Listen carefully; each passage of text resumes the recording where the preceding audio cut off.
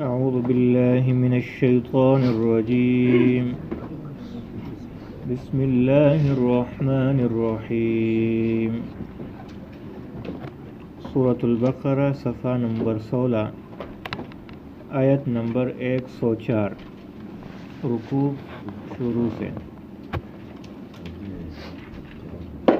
يا أيها الذين آمنوا لا تقولوا راعنا وقولوا انظرنا واسمعوا وللكافرين عذاب أليم. ما يود الذين كفروا من أهل الكتاب والمشركين أن ينزل عليكم من خير من ربكم والله يختص برحمته من يشاء والله ذو الفضل العظيم.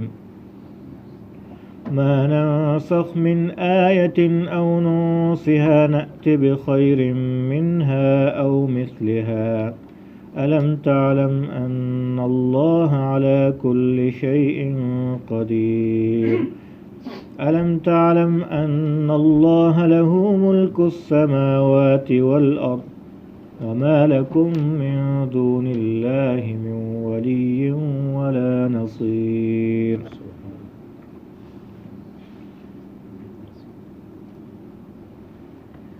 پچھلی آیات میں بھی بنی اسرائیل کے متعلق اور ان کے غلط عقائد کے متعلق بات گزر چکی ہے. آج اس وقت کے یعنی حضور پاک صلی اللہ علیہ وسلم کے وقت کے یہودیوں کی ایک شرارت کا ذکر ہے. وہ ایک شرارت کیا کرتے تھے. وہ یہ کہ جب وہ حضور پاک صلی اللہ علیہ وسلم کی مجلس میں حاضر ہوتے تو وہ کہتے راعنا، ایک لفظ بولتے تھے راعنا، جس کا ظاہری مطلب تو یہ تھا کہ ہماری رعایت کیجیے. راعنا کا مطلب کیا تھا؟ ہماری رعایت کیجیے. لیکن عبرانی زبان میں، یہ عربی میں اس کا ترجمہ ہے، عبرانی زبان میں، یہودیوں کی اصل زبان عبرانی ہے، آج بھی جو اسرائیل میں بولی جاتی ہے. تو ہیبرو بولتے ہیں وہ، یا عبرانی ہے، تو اصل عبرانی زبان ان کی زبان ہے. تو اس میں یہ ایک قسم کی گالی اور بد دعا ہے راعی. اور ویسے بھی وہ تھوڑا سا کھینچ کر بولتے تھے راعینا راعینا. تو راعینا کا مطلب ہے ہمارے چرواہے، اور راعینا کا مطلب ہے کہ ہماری رعایت کیجیے. تو وہ یہ بات بولتے تھے کہ ہماری رعایت کیجیے ظاہری طور پر، اور دل میں ان کا مقصد اور مراد کیا تھا کہ آپ کو بد دعا دے والعیاذ باللہ، یا پھر آپ کی طرف یہ غلط بات منسوخ کرے. جب صحابہ نے دیکھا مسلمانوں نے کہ راعنا یہ بولتے ہیں تو عربی میں تو اس کا مطلب ٹھیک ہے، تو جو مسلمان تھے وہ بھی ساتھ کہنے لگے راعنا یا رسول اللہ ہماری رعایت کیجیے، ہمارا خیال رکھیے. یہ یہودی آپس میں بیٹھ کے مذاق اڑاتے. دیکھو وہ بھی آپ علیہ السلام کے والعیاذ باللہ ان کو گالی دے رہے ہیں، اور مسلمانوں کو تو پتہ نہیں تھا، وہ تو عربی زبان جانتے تھے. تو آپس میں دل میں وہ خوش ہوتے تھے اور آپس میں مذاق بھی اڑاتے تھے کہ دیکھو کس طرح مسلمان، پہلے تو ہم صرف گالی دیتے تھے اور بد دعا دیتے تھے، اب ہمارے ساتھ مسلمان بھی مل کر آپ علیہ السلام کو والعیاذ باللہ وہ گالی دیتے ہیں اور بد دعا دیتے ہیں. تو اس پہ وہ خوش ہوتے تھے. تو اللہ تبارک و تعالیٰ نے یہ آیت نازل فرما کر ان کو یہ تنبیہ کی کہ آپ راعنا کی جگہ انظرنا کہو، یہ لفظ ہی بدل دو. تو انظرنا میں پھر ان کی وہ بات نہیں رہتی. تو اس بات کا تذکرہ ہے یہاں. یا ایھا الذین اے وہ لوگو آمنو جو ایمان لائے ہیں، لا تقولوا راعنا، لا تقولوا مت کہیے آپ راعنا، یہ لفظ مت کہیں کہ راعنا ہماری رعایت کی. وقولوا اور کہیے انظرنا، انظرنا کہیے، راعنا کی جگہ انظرنا کہو. واسمعوا اور سنیے اللہ کی بات کو. وللکافرین اور ہے کافروں کے لیے عذاب علیم، عذاب دردناک عذاب اللہ نے کافروں کے لیے تیار کر رکھا. ما يود الذين كفروا من اہل الكتاب، یہ مشرکین اور یہودی ان لوگوں کے اندر یہ کام کیوں کرتے تھے؟ ان کے دلوں کے اندر حسد بھرا ہوا تھا. وہ یہ کہتے تھے کہ یہ قرآن پاک یہ آپ علیہ السلام پہ کیوں نازل ہوئی اور ہمارے اوپر کیوں نازل نہیں ہوئی؟ یہ پیغمبر یہ کیوں بن گئے، ہم میں سے کیوں نہیں بنے؟ اللہ تعالیٰ فرماتا ہے ما یود الذین، نہیں چاہتے، الذین وہ لوگ، کفروا جنہوں نے کفر کیا ہے، من اہل الکتاب اہل کتاب میں سے. اہل کتاب کا مطلب کتاب والے، یہ یہود اور نصارہ ہے، یہود اور عیسائی. وللمشرکین، اور مشرکین بھی اس بات کو نہیں چاہتے. کس بات کو نہیں چاہتے؟ ان ینزل، کہ نازل کرتا ہے اللہ، علیکم تمہارے اوپر، من خیر بھلائی، من ربکم تمہارے رب کی طرف سے. وہ یہ نہیں چاہتے کہ یہ بھلائی آپ کے اوپر کیوں نازل ہوتی ہے. اللہ فرماتا ہے واللہ یختص، اور اللہ خاص فرماتا ہے، مخصوص فرماتا ہے، برحمتہ اپنی رحمت کے ساتھ، من یشاء جس کو وہ چاہتا ہے. یہ تو اللہ کی مرضی ہے، جس پہ چاہتا ہے قرآن نازل کرے، جس پہ چاہے وہ اس کو اپنے رحمت کے ساتھ مخصوص کرے. یہ تو اللہ کی مرضی ہے، تو ان لوگوں کا اس میں کیا تعلق ہے اس کے ساتھ؟ واللہ ذو الفضل العظیم، اور اللہ بہت بڑے فضل والا ہے، بڑے فضل والا ہے. تو اللہ جس کے اوپر چاہتا ہے فضل فرمائے، اسے پیغمبر بنا دے، اسے نیک بنا دے، اسے مسلمان بنا دے. یہ تو اللہ کی مرضی ہے، تم کون ہو اعتراض کرنے والے اللہ کے فیصلے پر. یہ یہودی باز نہیں آتے تھے. آپ نے دیکھا ہے کہ شروع پارے سے ان کا تذکرہ ہی چلا آ رہا ہے، اور ایک پہ ایک یہ شرارت کیا کرتے تھے کہ کس طرح ہم مسلمانوں کو صحیح راستے سے بھٹکائیں اور کس طرح ہم ان کو بدظن کریں آپ علیہ الصلوۃ والسلام سے اور اسلام سے، اور یہ پھرے اور یہ ہمارے ساتھ ہو جائے. تو ہوا یہ کہ شروع میں مسلمان بیت المقدس کی طرف منہ کر کے نماز پڑھا کرتے تھے. بیت المقدس یہ فلسطین میں ہے، جس کو قبل اول کہا جاتا ہے. تو یہودیوں کا بھی قبلہ اس طرف تھا. تو جب آپ علیہ السلام مدینہ منورہ تشریف لے گئے اور مسلمان بھی بیت المقدس کی طرف نماز پڑھا کرتے تھے اور یہودی بھی اسی طرف نماز پڑھا کرتے تھے، آپ علیہ السلام کے دل میں ایک خواہش پیدا ہوئی. انشاءاللہ ہم قریب دوسرے پارے میں تفصیلی واقعہ ہے، وہ پڑھیں گے پھر وہاں پر، کہ ہمارا قبلہ بیت اللہ شریف بن جائے تو کتنا ہی اچھا ہوگا. تو اللہ تعالیٰ نے بنا دیا، اور کچھ مہینے بعد، سال ڈیڑھ سال بعد، وہ قبلہ ہمارا تبدیل ہوا، اور اس کے بعد سے ہم بیت اللہ شریف کی طرف نماز پڑھتے ہیں. تو یہودی اعتراض کرنے لگے، مشرکین بھی، کہ یہ اگر اللہ کی طرف سے ہے یہ دین اور یہ اسلام، تو پھر اس میں تبدیلی کیوں آتی ہے؟ کبھی کہتا ہے ادھر نماز پڑھو، کبھی کہتا ہے ادھر نماز پڑھو. تو کبھی ایک حکم آتا ہے، کبھی دوسرا حکم آتا ہے. بہت سارے احکامات ہیں جس میں تبدیلی آئی ہے. جیسا کہ شروع میں ایک دن کا روزہ ہی فرض تھا، محرم کا، عاشورے کا روزہ. پھر اللہ نے ایک مہینے کے روزے فرض کیے. تو اسی طرح شروع میں 2 رکعت نماز فرض تھی، پھر اللہ تعالیٰ نے 50 نمازیں اور 5 نمازیں فرض کر دی ہمارے اوپر.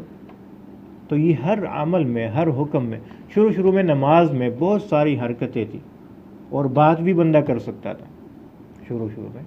جیسے نماز کے لیے کوئی کھڑا ہے اور آگے آ کر کوئی شخص کہتا ہے کہ وہ چابی کدھر ہے، مثال کے طور پر، تو وہ نماز میں ہی اشارہ کر دے کہ وہ ٹیبل پہ پڑی یا ادھر پڑی، نماز میں ہی بات کر دے. کوئی آ کے سلام کہتے السلام علیکم، تو نماز میں ہی جواب دے دیتے تھے. لیکن پھر بعد میں آہستہ وہ منع آیا. شروع میں شراب حلال تھی، تو یہ کہتے ہیں کہ اگر یہ اللہ کی طرف سے تو پھر اس میں تبدیلی کیوں آتی ہے؟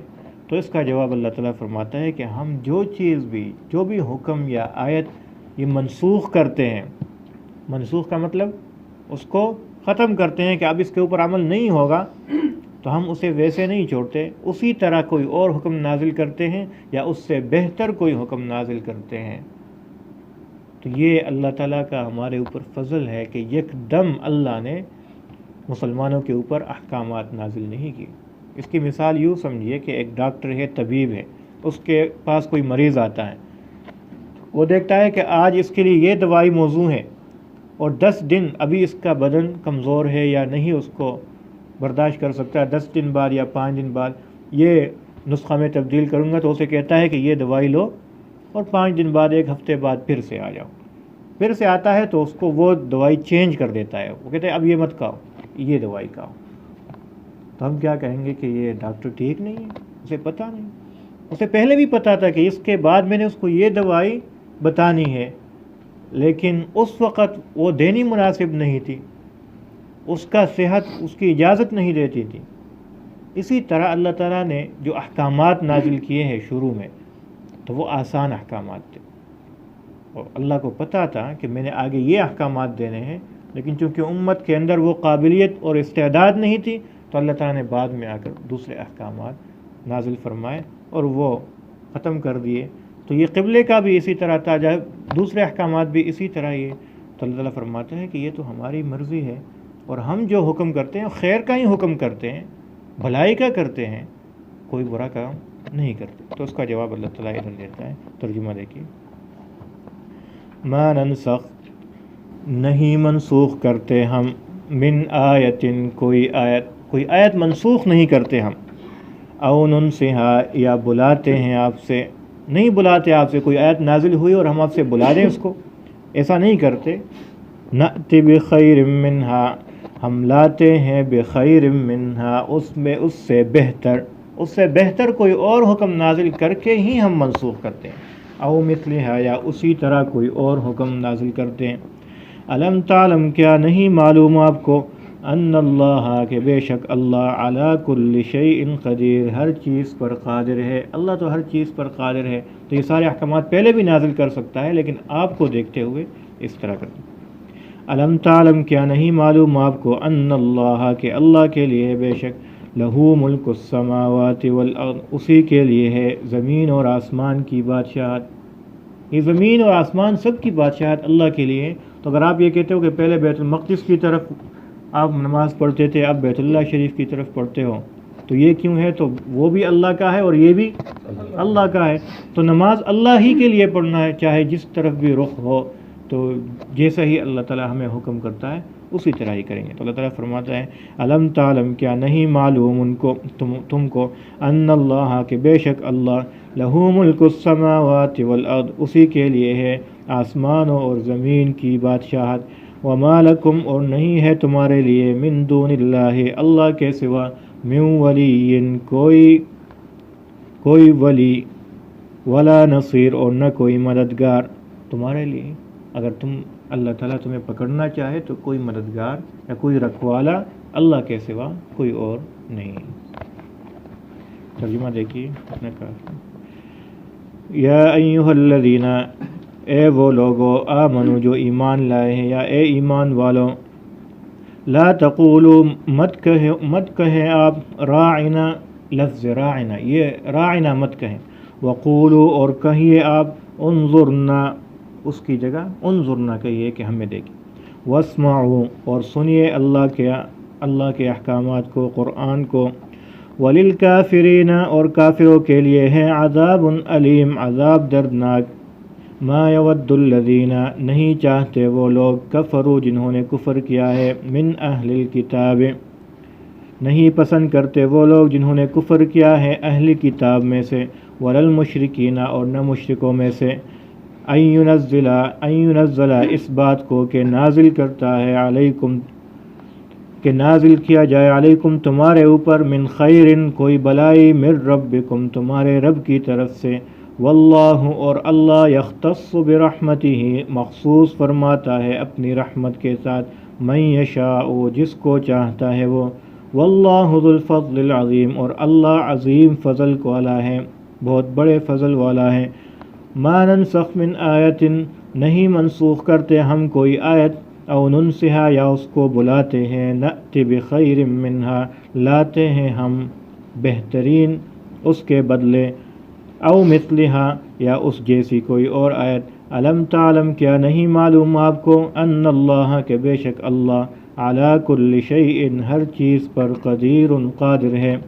الم تعلم کیا نہیں جانتے آپ یا کیا نہیں معلوم آپ کو، ان اللہ کہ بے شک اللہ لہو ملک السماوات اس کے لیے ہے آسمانوں کی ملکیت، والارض اور زمین کی، وما لکم اور نہیں ہے تمہارے لیے من دون اللہ اللہ کے سوا من ولی کوئی رکھوالا ولا نصیر اور نہ کوئی مددگار.